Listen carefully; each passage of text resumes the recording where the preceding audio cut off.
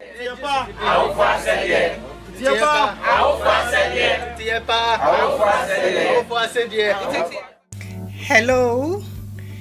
this is Mina Lasse. I want to recommend Radiant Parenting to you. It is a very beautiful channel that talks to you about parenting. Are you struggling in your parenting journey? Do you want to do parenting on purpose? Then I recommend this channel to you. It's such an insightful piece of parenting, how you want to go about your parenting journey, how you want to, adopt different parenting styles. We have different people sharing their opinion. I recommend this to you. Please subscribe to our YouTube channel and like our Facebook page. You would never regret doing that. God bless you. Bye.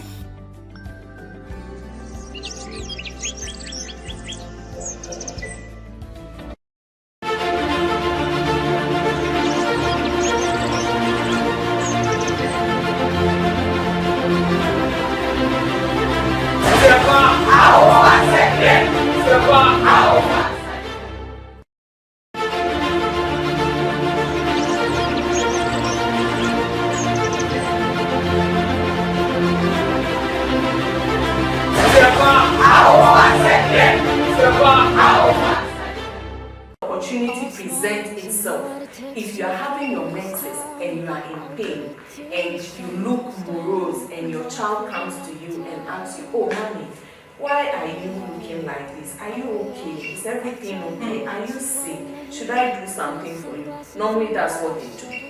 That is an opportunity. You grab the opportunity. You let her know that I am having my period and I'm in some pains, but I am managing it. When you do that, she knows that you also have periods. Yes, so that will break every barrier about talking to you about her menstrual issues. When she is having her menses and there is an issue or there's something she wants to talk about, she will remember that, oh, when you had your issue, you told her, so she can also confide in you. But when you don't talk to her about menses, maybe you actually taught her how to use her pad, you told her that she'll be having her menses, but you never even told her that you too have been having menses and you too have been having pains and all those things. She will not be able to open up to you. So we have to be able to open up to our children, make them understand that whatever it is that they are about to go through, we have been going through it for number of years. We've been going through it since our teenage years. So now. Hello, this is Radiant Parenting. We are happy to come your way again with a great and insightful session today. Today we have a very important topic. It's about the social and emotional development of our children. How important are they? Have you thought about that? And then what contributes to the social and emotional development of children? Why must we be concerned about this? To look at this topic, we have a guest, a wonderful woman, an educator, a child development expert to talk to us on this topic. But before we continue, we'll go on a quick commercial break and we'll be back. Stay tuned.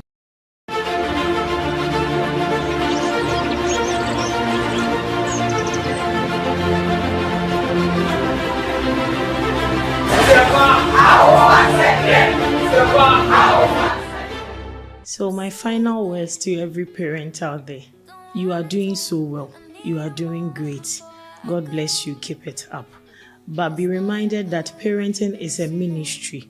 See it as such, and God will grant you all the grace and strength to raise these little ones. Again, our children learn very well by modeling. It is what they see as parents do that they also emulate. And so I entreat every parent out there to live right so that the children we are raising would also live as such. Thank you so much. Hello, welcome back from the commercial break. As I said, today we are looking at the social and emotional development of our children. Must we be concerned about this? Is this important? And what are the things that contribute to the social and emotional development of our children? Today we have Mrs. Vera Danquah, a child development expert and an early childhood educator, to speak to us on this issue. Mrs. Vera Danquah, you are welcome to Radiant Parenting. Thank you, Mama Gifty. I know you were in Israel for some time. Can you tell us about that trip? Okay. How long were you there, and how was it in Israel? Okay, so I was in Israel for about 10 months. I went there to study for development and education in early childhood. And it was a great time, even though it was a time of war. But at the end of the day, the Lord kept us, and we finished the course successfully, graduated very well, and we are back to impact Ghana with the experiences and the knowledge that we have gained. Yeah. Wow. Welcome back. Thank you, Mommy. So we are going to benefit, gain a lot of insight that you got from your stay in Israel. So you are going to talk to us about the social and emotional development of our children. How important are they, and what contributes to this? And must we be concerned about this in the first place? So we'll give you the floor to tell us about that. Okay, thank you once again for having me, and I want to appreciate you for this opportunity. So the social and emotional development of our children is very profound in every aspect of their lives in terms of their functioning. And mostly in our part of the world, it appears that we tend to limit attention on the social and emotional development of children. And so today we will want to look at this aspect of our children's development. What are the things that contribute to this aspect of their development? And this aspect of a child's development starts in the early years of life. So the first thing I want to introduce all of us to is a term called the parental sensitivity. So when a child is born, the child cannot communicate, the child cannot tell us, clearly speak words to tell us what he or she may be going through. But a child tends to have ways, children have ways they communicate to their caregivers in terms of what they need. And most of the times you realize that it's through their first one is crying. And in terms of how we respond to these cues that babies give us is very, very important. Now, when it comes to parental sensitivity, what is it? We are looking at how a caregiver is able to, first of all, identify, understand and interpret correctly, as well as respond to a child's signal. So if my baby is crying, why is my child crying? And how do I respond to this cry of the child? If you really carefully reflect, you realize that children even have different types of crying in terms of when they are hungry, in terms of when they feel wet, and in terms of when they want to be carried. They have different types of or ways of crying.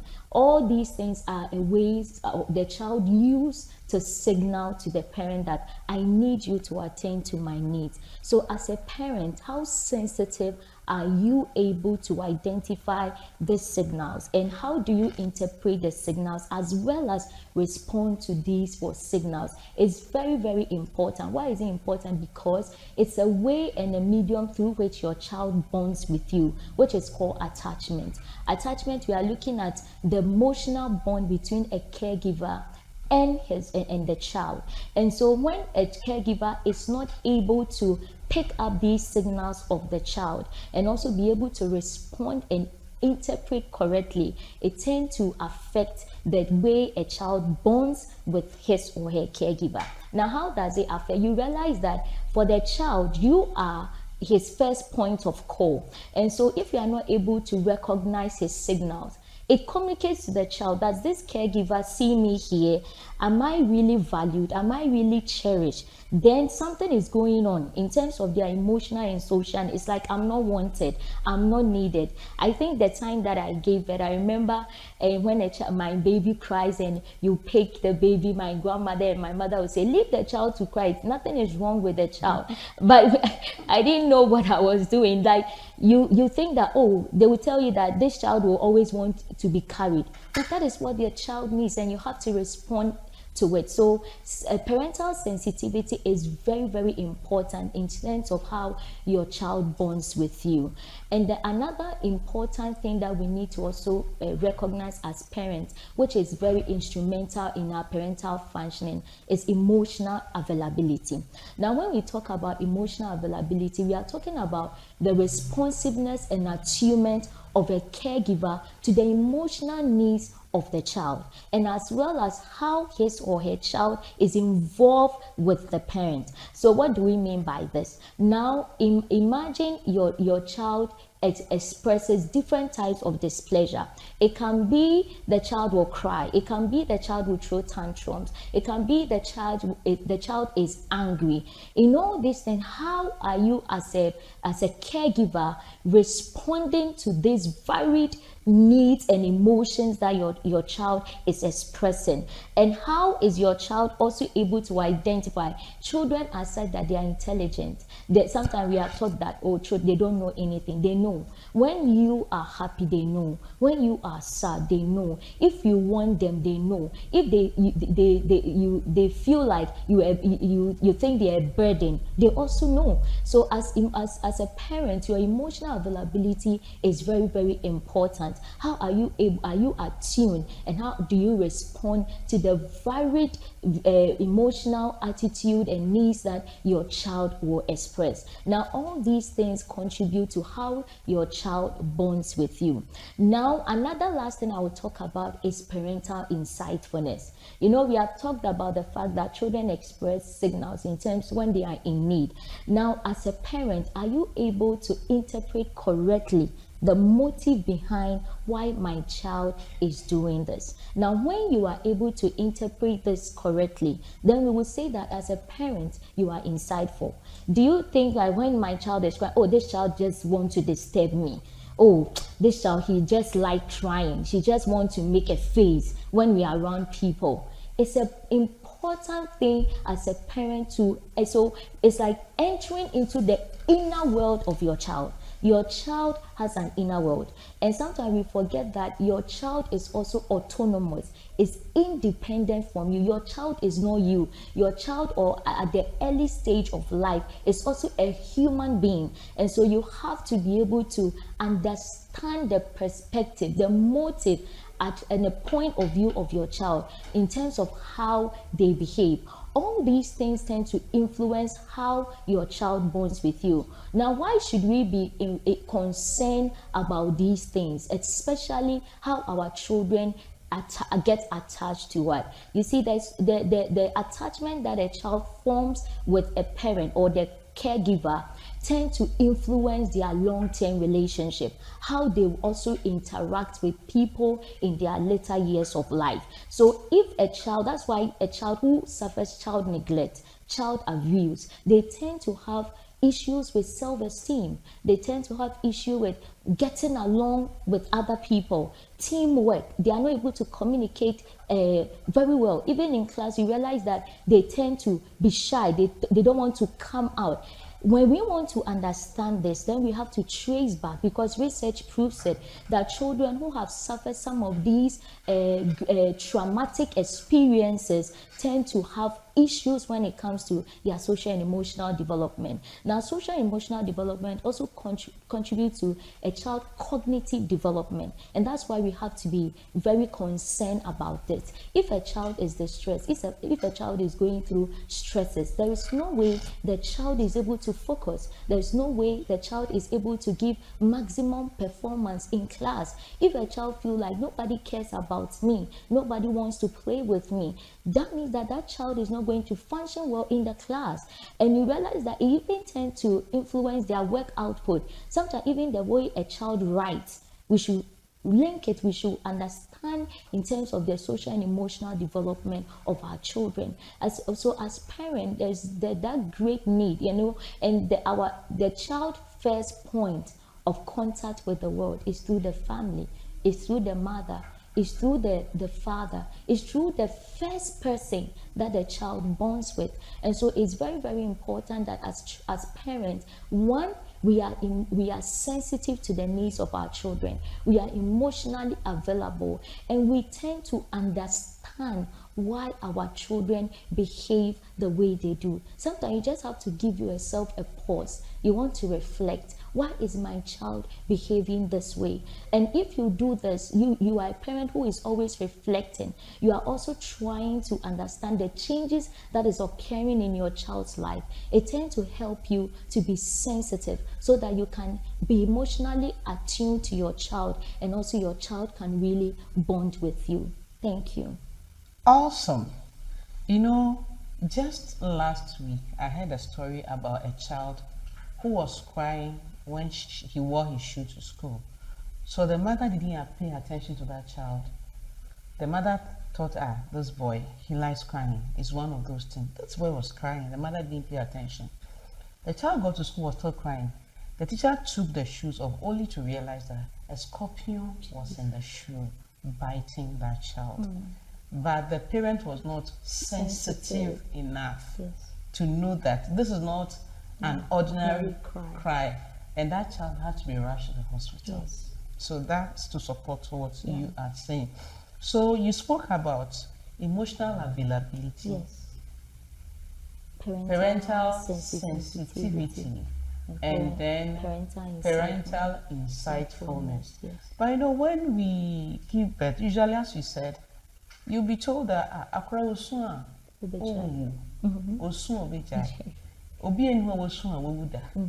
so to wait, don't bother. If the child is crying, allow her to cry. If you keep on carrying that child, the child will so get used to being carried and will become a burden. So does that mean that we are not applying the right principles when we do that? Yeah, I think it's not a right principle, because in the early years of life, children cannot communicate.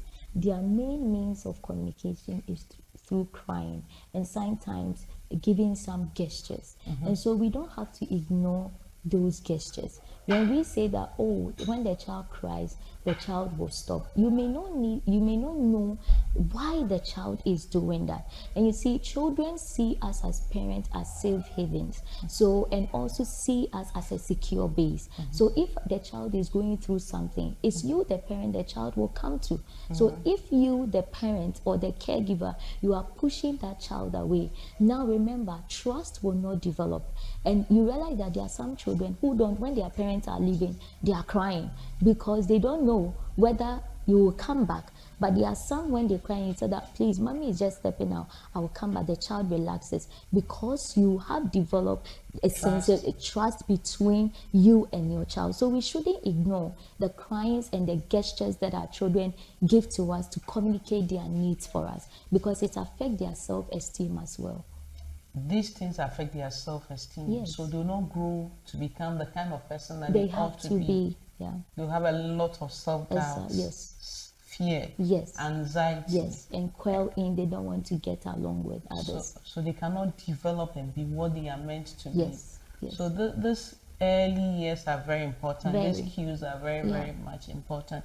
And how important is that in relationship, in work life, and all that? This things that you've spoken to us about. You realize that in the later years, let me just take it back, even in the early years of life, if a child has issues socially and emotionally, you realize that it affects children. We realize that now spend most of their time in the school.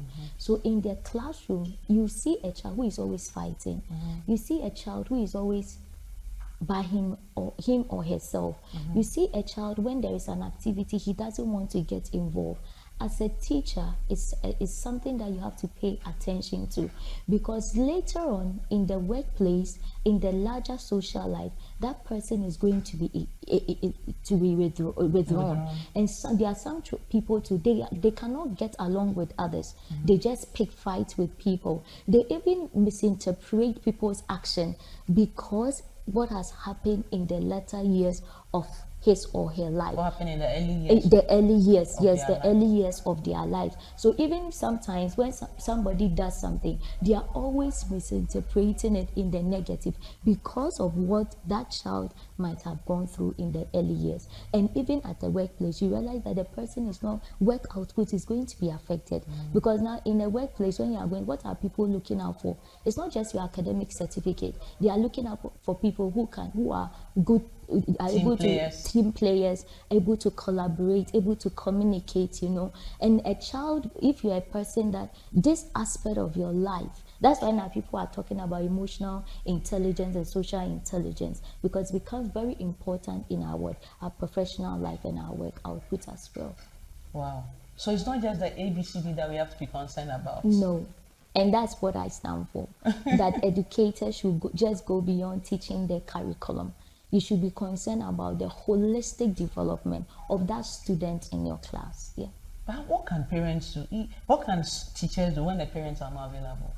For parents, They can do their bit, yes. but parents will also have to do their bit. But this is a case where parents are most often not available. So what can teachers do? It's a very important issue you've raised. You realize that children intend to interact with different structures in their development.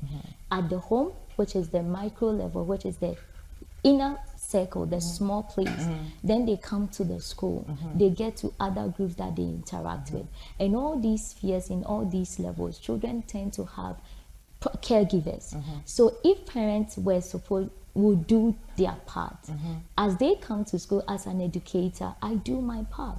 So if I'm a teacher in a class, my student doesn't get along, a child has put the head on the table, am I sensitive enough to pick that signal? Why is it that today maybe Amma is so quiet, or you just teach because today you want to teach math? So we have to do our part. It's supposed to be like everybody should play his or her role. If the parents are playing their role, the teacher is playing the role, the child in the church or wherever everybody is playing the role, then the child can really develop as he or she is supposed to develop. Yeah.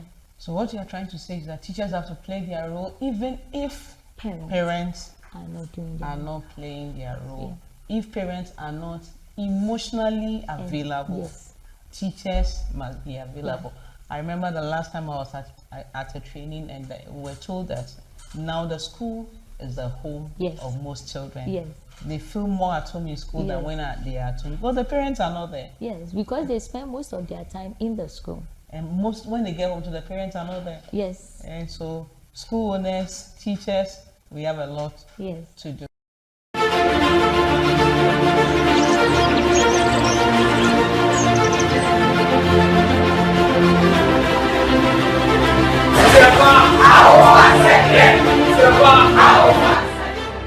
Hello viewers, I'm Dr. Abigail Chi, a nurse by profession and currently practicing as a public health consultant.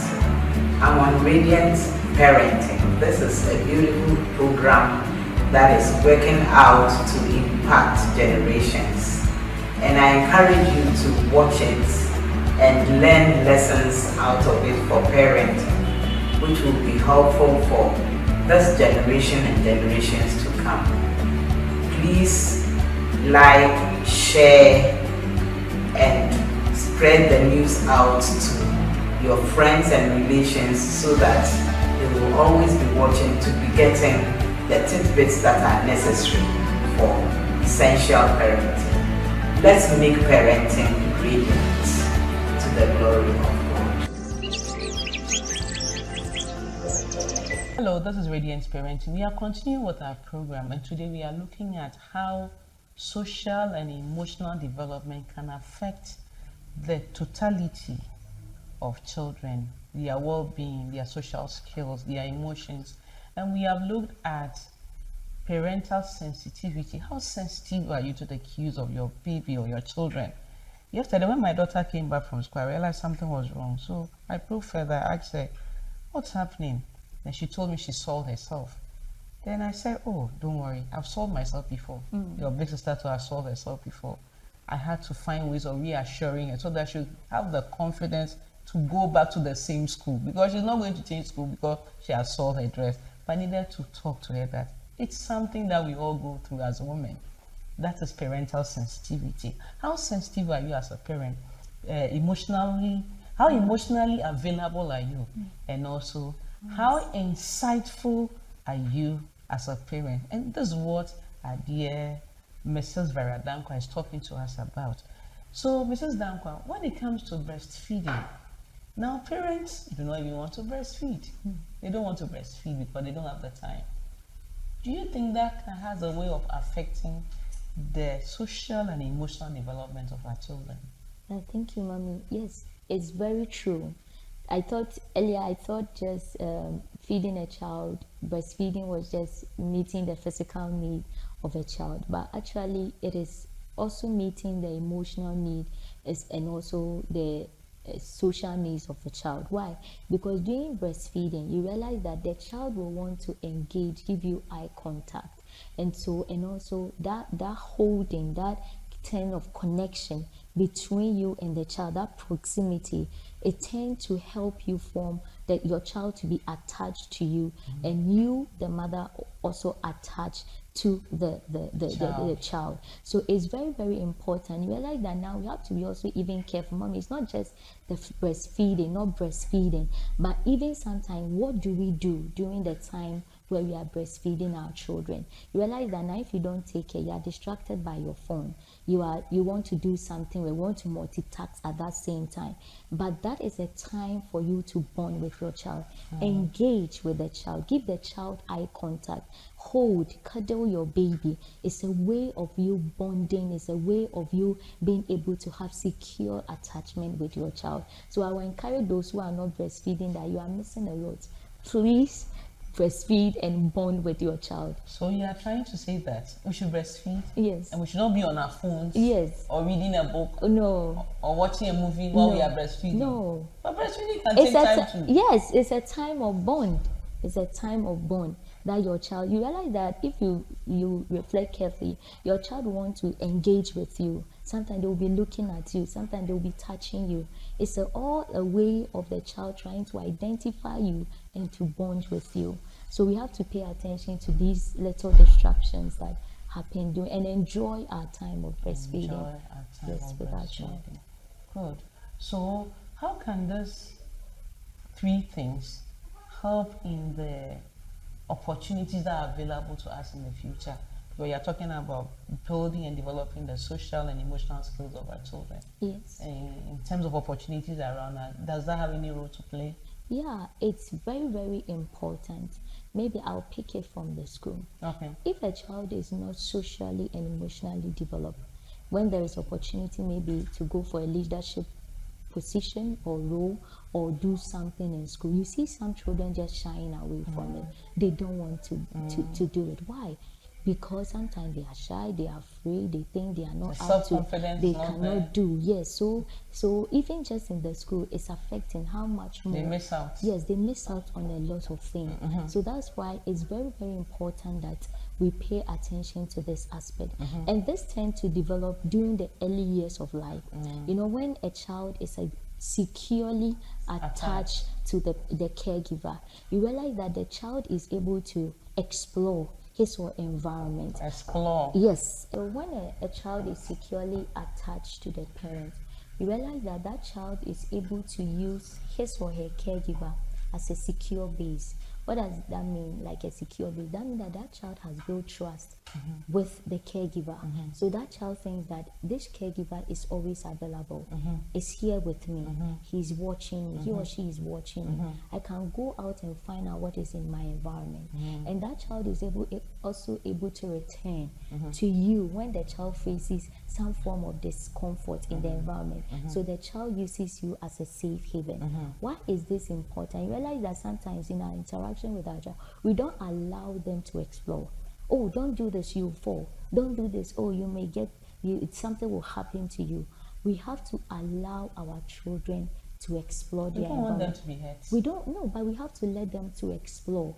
The exploration is very, very important. What are they exploring? Their environment. They are touching, they are trying to find out what is going on around. And you realize that when a child identifies something, they will bring it to you and want you to enjoy it with them. And in all these interactions that is going on, it shows that your child has a secure. So we are supposed to allow our children to freely explore their environment because it also builds them emotionally and also socially as well.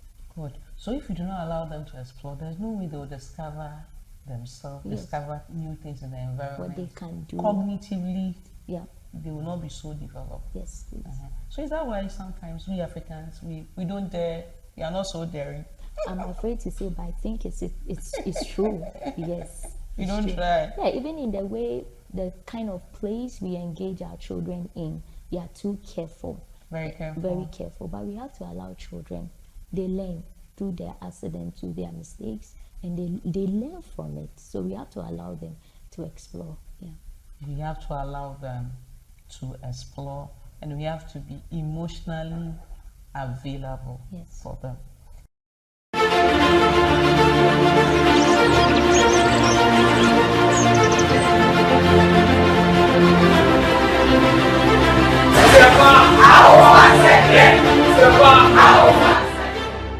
I would say that parenting is not an event. Sometimes people say spend quality time or quantity time. Parenting is a process, and you always have to be there. You have to make time, and you also have to be there all the time, because sometimes our children need somebody to talk to, they need somebody to encourage them, they're having a challenging time. You need to be there. Remember, we are stewards. God made us stewards. And I always say we are bringing up somebody's wife, we are bringing up somebody's husband, we are also bringing us a responsible adult for the nation. So you are bringing up a CEO, you are bringing up a politician, an organizational head. Have all that in mind, and together with your husband, bring the children up so that one day somebody will bless you as having done a very good job. And one day God will tell you, good and faithful servant, you took very good care of my property, what I entrusted in your hands. Bear that in mind so that nobody will curse you one day and say that, look at this job you did, it's not good at all. And pray. You need to pray. Like everything depends on prayer. Rise up at dawn, mom, and pray for your children. I wake up 2 a.m. I am always laying hands on my children and speaking forth what I want to see happen to them. I do that every time. Sometimes they see, sometimes they don't see. If your husband is not doing it, it's okay, mother, do it. And one day, you will thank God for what you did. God bless us all. Amen. Hello, this is Radiant Parenting. So we have in the studio here with us Mrs. Vera Danquah, an educator and a child development expert. She's taking us through 3 key important things: parental insightfulness, parental sensitivity, and emotional availability. These are very important to the well-being and the social and emotional development of our children. We'll go on a quick commercial break and we'll be back, and she will give us her final word. Thank you.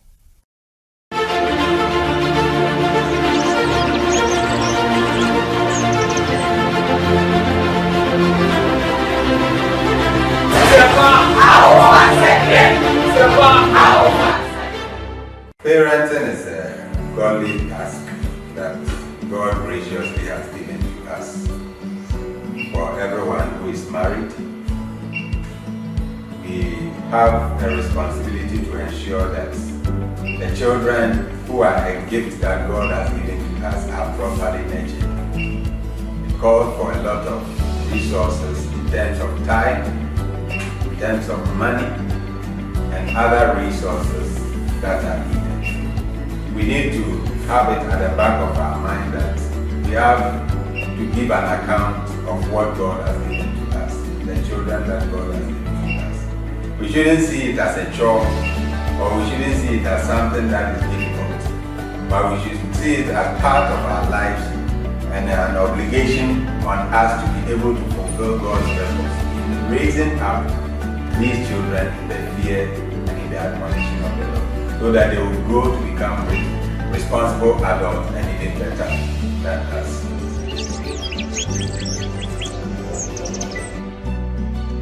Hello, this is Radiant Parenting. Welcome back from the commercial break. I hope you have learned a lot from this evening session on parental sensitivity, emotional availability, and parental insightfulness. Mrs. Vera Danquah, you've shared a lot with us. Thank you so much. So, your last word, what will you tell us parents? What should we do? I'll say that parents, we are supposed to be sensitive to the needs of our children. Let's not ignore when our children express a need to us. Also, let's be emotionally attuned to them, to the varied emotions, when they are happy, when they are sad, when they are traumatized. Pay attention to it. And always try to interpret these signals from the perspective of your child. Don't think that I'm a parent, I know it all.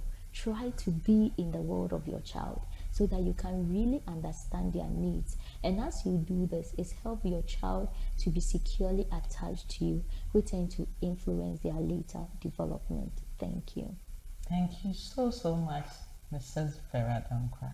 Hello viewers, I hope you have learned a lot from this presentation on parental sensitivity, emotional availability, and parental insightfulness.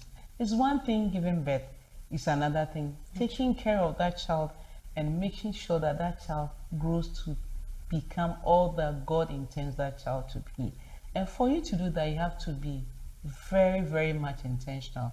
Here at Radiant Parents, we believe that parenting must be intentional. It must be planned and it must be purposeful. Yes, you are busy. Yes, you have to go to work. Yes, you have to meet that deadline. They are all good. They are all important. But do not neglect the child, the children that God has given to you. Remember, you are laying the foundation for their tomorrow by what you do today. Thank you so much for joining us on this segment of the program. We'll see you another time. Thank you and God bless you richly. Bye-bye.